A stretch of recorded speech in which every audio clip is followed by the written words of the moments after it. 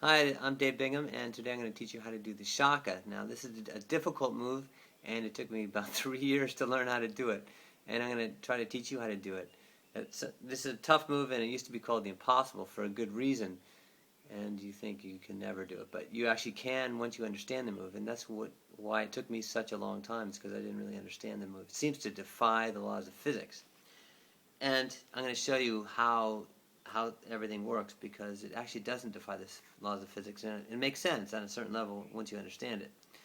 Now, what's happening is I have a little model here, and what's happening, say the wind is coming from where you are, it's going that way, and you're sailing along on port, and what you do is you carve into the wind, and then you let the sail pull you over. As you get air, you go off the wave, the sail pulls you over, and then you land backwinded, nose first. You're on this side of the board, and you flip it around like this and continue sailing away. Now, what's happening with a board is that the board is carving, and it continues carving throughout most of the move, and you stay on your ankles. And what's happening with the sail is that the sail is actually pulling you over.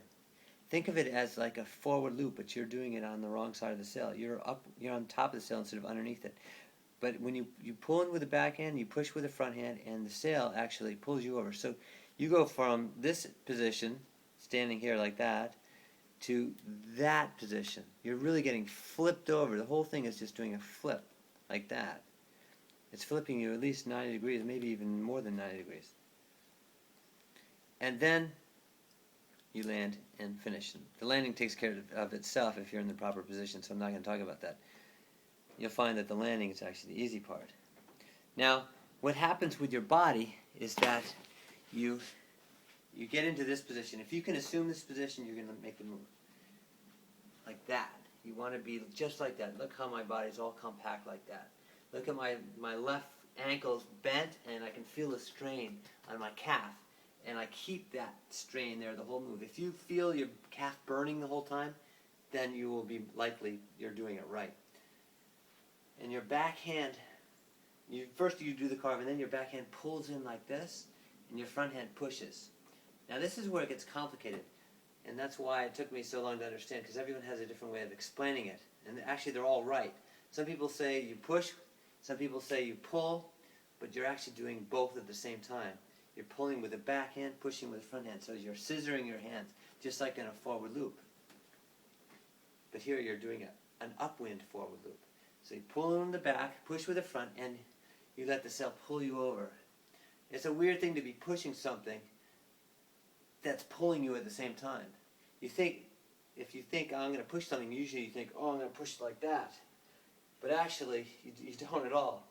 You push it, but it's going to pull you at the same time. You see what I mean? You're pushing it into proper position, and then it's going to continue pulling you.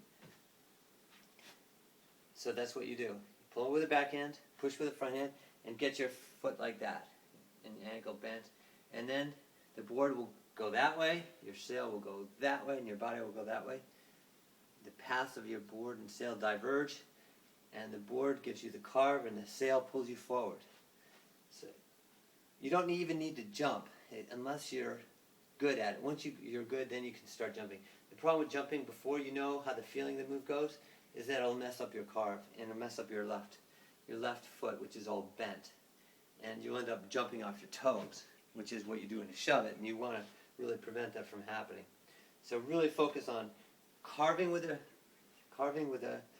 sail and the back foot, keeping that fat back foot bent the whole time, and then pulling in with the front hand, pulling in with the back hand, pushing with the front hand.